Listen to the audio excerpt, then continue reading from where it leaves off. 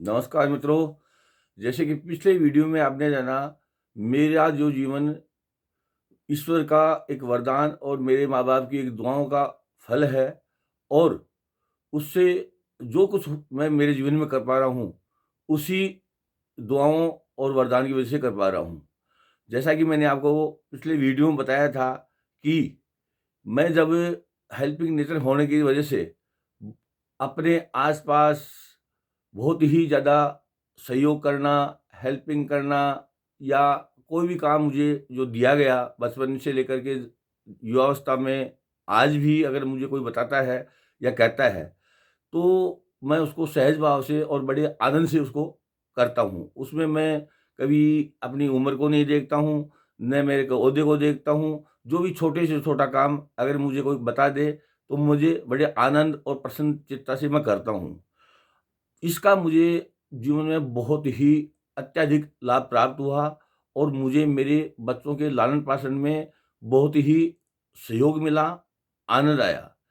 पारिवारिक जीवन के अंदर जब बच्चे मुझसे ये शिकायत करते थे, वो मैं आपको ये बताऊँ कि मेरे बच्चे मुझे चाचा के नाम से संबोधित करते हैं, तो वो मुझे कहते हैं कि चाचा आप फ़ोर्स में रहते हो, 2 महीने के लिए आते हो और आप हमारे पास नहीं बैठते हो। आते ही कभी उसके साथ में चले जाते हो, कभी उसके साथ में चले जाते हो, कभी उसकी मदद, कभी उसकी मदद। ऐसा क्यों? तो मैं मेरे बच्चों को समझाता था कि बेटा मैं लायक हूँ, इसलिए वो आदमी मेरे पास में आ रहा है। और ये तो आप भी समझ सकते हैं कि कोई किसी को कोई हेल्प माँगेगा, मदद माँगेगा, किसी भी प्रकार की हो, आर्थिक मदद हो, शारीरिक मदद हो, मानसिक मदद हो, अगर वो आपके पास में आता है, तो वो आपको लायक समझ के आता है, नालायक समझ के नहीं जाता है। क्यों?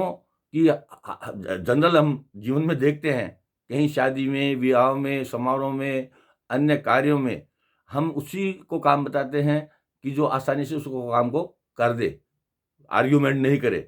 तो ये बहुत ही गहरे तरीके से मेरे दिमाग में समा गई थी और बहुत ही कम शिक्षा होने से बावजूद और ये जो मैं हर काम को करता था, हर की हेल्प करता था, हर भूमिका निभाता था, तो मुझे समझने का और जानने का और शिक्षित होने का, फिज़िकली शिक्षित होने का इतना ज़बरदस्त मौका मिला कि बहुत ही कम शिक्षा में मैं अपने आप को बहुत ज़बरदस्त तरीके से डेवलप कर पाया, समझा पाया और शिक्षित कर पाया और यही मैंने मेरे बच्चों के ऊपर भी अमल किया। मेरे बच्चे संयुक्त प्रणाली में रहे और संयुक्त प्रणाली में रहने से वो आज्ञाकारी के जो भाव है, वो उनमें पैदा हुआ। आज भी मेरे बच्चों को मेरे परिवार में, पड़ोस में, रिश्तेदारी में कोई भी अगर हेल्प माँगे, काम बताए, तो वो सहज भाव से करते हैं। कभी भी उनका शिकायती नेचर नहीं रहा।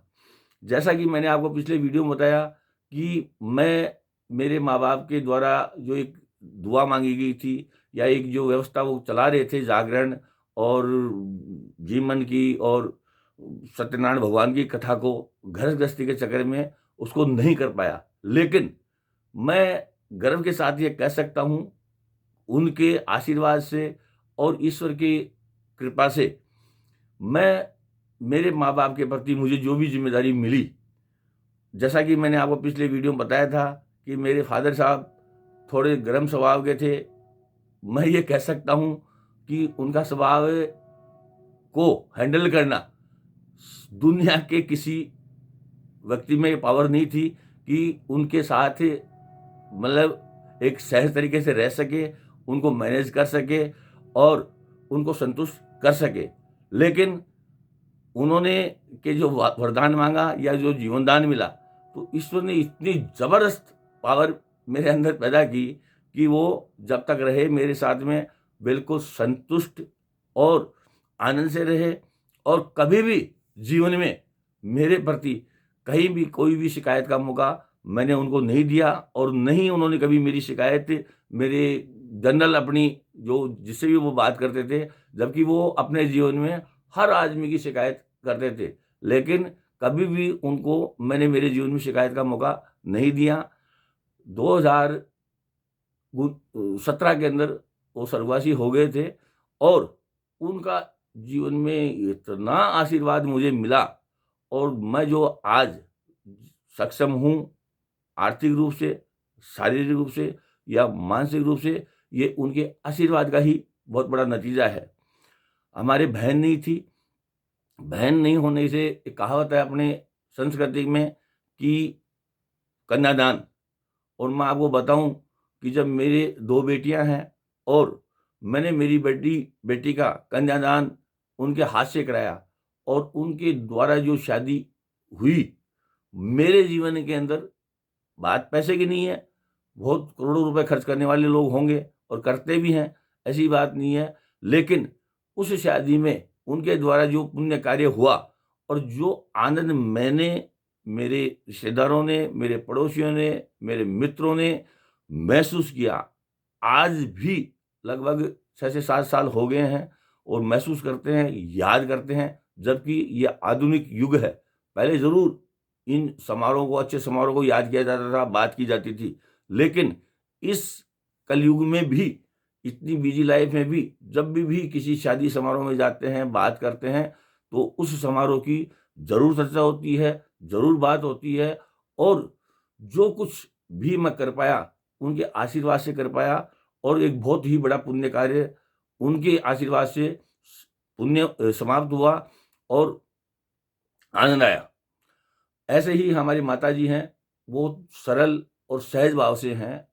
आज मेरे साथ रहती हैं, मैं उनके साथ रहता हूँ, वो तो मेरे क्या साथ रहती हैं। सक्षम हैं, वो खुद, उनकी पेंशन आती है, सक्षम हैं। लेकिन जो उनका जो स्वभाव है, जैसे कि मैंने आपको पिछले वीडियो में बताया था, देने का, करने का, लोगों को खाना खिलाने का और तरह-तरह के भोजन बनाने का और आयोजन करने का, वो सहज भाव से अगर हम घर गृहस्थी के जीवन में अगर बात करें, तो लोग सहयोग नहीं कर पाते, माँ-बाप का सहयोग नहीं कर पाते। और जिस तरह से हमारे माताजी का एक बहुत ही दिलदार नेचर है और जैसे उनका स्वभाव है, कभी भी आधी रात को भी आप प्रोग्राम बना लें कि माताजी आज आन-स्वादियों का खाना करेंगे और सबको खाना खिलाएँगे, तो कभी भी आपको उनके मुँह से ना नहीं मिलेगी। सिर्फ़ बात करने की चर्चा है और उनकी एक्शन शुरू हो जाता है और इसका आनंद हम आज भी ले रहे हैं और हमारे सभी रिश्तेदार, नातेदार, मित्र और सभी आनंद लेते हैं। ये सभी बातें बिल्कुल पूर्णतः सत्य हैं। अगर कहीं आपको लगता है कि मैं असत्य बोल रहा हूँ, तो आप कमेंट बॉक्स में इसको लिख सकते हैं, बात कर सकते हैं। तो कहने का भावार्थ यही है कि जो भी आपको जीवन मिला है, ईश्वर आपको कोई न कोई बहुत ही बेहतरीन कार्य करवाना चाहता है। इसलिए जो भी आपको मिला है, उसके लिए ईश्वर को धन्यवाद दीजिए और कभी भी जीवन में ईश्वर के प्रति शिकायत नहीं मत करिए और उसका शुक्रिया अदा करिए। जय हिंद।